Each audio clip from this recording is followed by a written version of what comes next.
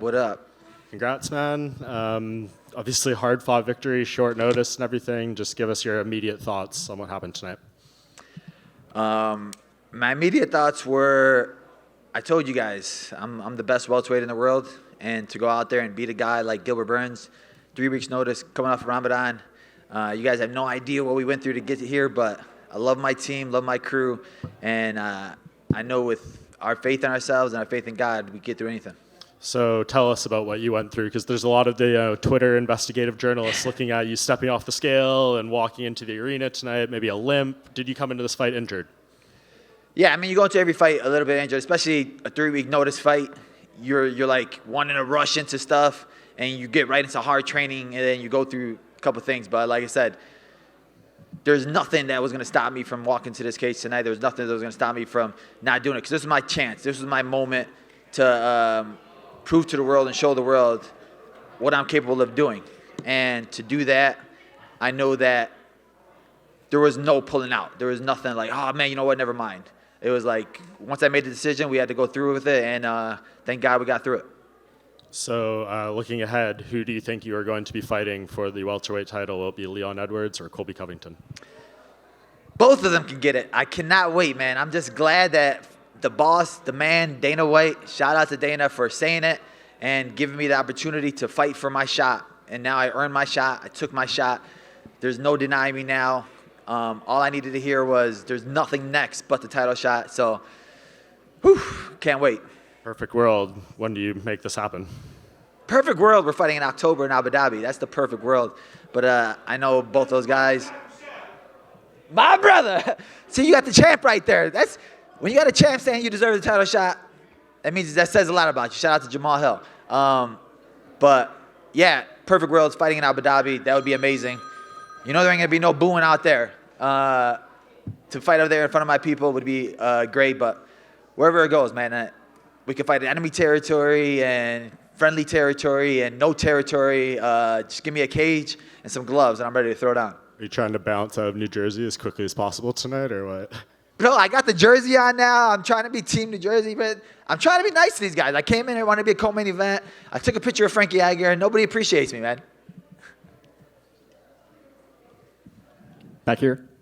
Congratulations on the win and making every New Jersey resident rethink their life decisions and living here. So congratulations. So obviously Leon Edwards has a championship, but Colby Covington, he talks a lot. He knows how to sell a fight. You know how to sell a fight, and as telling by the press conference of how entertaining you were, would you, for selfish reasons, would you say, maybe I want that fight with Colby Covington, two marketable guys, two guys that know how to talk, shoot that jive, and have that entertaining build-up going into the fight? Yeah, I mean, I've been wanting to fight that guy for years. Like, literally, since I got into the UFC, when I just wanted to fight him and punch him in his face. He just has that face. You know, you ever watch Step Brothers, that face that you want to just punch? Colby Covington has that face. But he's that guy, like, if he gets that title, I could see him wanting to sit out for another 2 years. What, it's been a year and a half since he's fought. Like, he's not a guy that wants to be active. Leon Edwards, we have unfinished business. He beat the GOAT. He has the longest winning streak. So for me, taking that title from him, especially the way that last fight went, and for him to be satisfied with a fight decision like that, it could go sweeter either way. Like, both of them guys could taste my fists, and I'll be happy with either one. And in the fight with Gilbert Burns, obviously it was going to the decision. And when did you realize, in what round did you realize that he was potentially hurt and start to readjust, okay, I got to watch out for the right, got to watch out for kicks, the left hand is going to be nullified? You know, we're looking at it. My coach noticed in the 4th round, and he brought it to my attention. But he's still a dangerous guy, and he's one of those guys where when he's hurt, that's when he's most dangerous. So we still just had to be careful because he was still throwing bombs. And I was like, all right, he caught me with that one a little bit. So it's just he's not on the ropes yet. He's still there. And like we saw with the Kamzat fight, when he's hurt, that's when he's the scariest. Congratulations on the win, and even though I'm a New Jersey resident, you said we suck. Congratulations, it was an awesome performance. I'm sorry, I just don't curse, so like that's always my one-liner is you guys suck. But I love New Jersey, man. Sopranos is the best. Belal, right here again. Congrats, man. The booze. Is that like fuel for you? Do you like that? Because that was really loud, dude. I don't know how you did that. Honestly, it was amazing. It was like good energy, like any type of energy. I'd rather have that type of energy than no energy, right? And I felt it. I knew it was going to come, especially for the press conference and the weigh-ins. So, like, I was prepared for it. Like, I was having my coach boo me in the locker room. And he was booing me as I was hitting passes. I'm like, bro, all right, we're done. And he was like, nah, I want to keep booing you. And I was like, all right, cool. So we prepare for everything. We're ready for everything at all points. Like I said, enemy territory, friendly territory, we can throw it on anywhere. And then coming off a knockout win, now largely standing against someone a lot of people said will, in quotes, outstrike you. Are you falling in love with your hands a little bit, man? No, I love falling in love with proving people wrong. Like, people don't understand the work we put in. Me and my team, my guys, I'm working with the best team in the world. And people are going to start asking us literally to write books. Like, man, what do you guys do for training?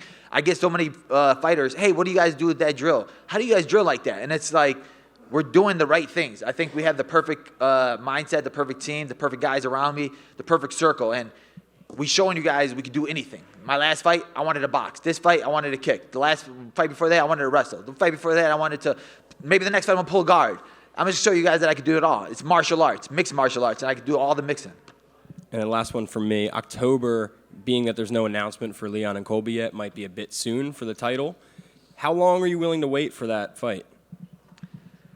I mean, as long as I got the guaranteed shot, that's all I needed to hear. So now I know what's next. I know that for this fight right here, I'm sitting there, I'm like waiting. I'm stuck in limbo. I didn't know what was going to happen, who was going to fight next, what was going to happen next. So then they call me with a fight on 3 weeks' notice, and they're like, all right, I'm going to jump on the opportunity because I'm a guy that's always training, always trying to work, always thinking, and I'm hungry. You guys don't know how hungry I am for this title shot. You don't know how hungry I am to win this gold, and I know it doesn't matter what I have to do. I'm going to get there. So I popped up and took this opportunity at 3 weeks' notice just because he said, you win this fight, you're getting the title shot. So now that I have the title shot, whoever has the belt, it's like you don't have no idea what's going to come to you. It's going to be the best version of me that you ever seen in your life because this was 3 weeks' notice. Give me 8 weeks' notice. Give me 12 weeks' notice. So it's going to be harder for them guys. So if I'm them, I want to fight right away and then get a quick turnaround right away so they don't have to deal with the best version of me. Quick version over here on your far left, Muhammad. Far left, keep looking left. Hi. Oh. Quick question for you about the output from Gilbert. It seemed a little slow in the early rounds, and obviously he got hurt and it didn't pick up.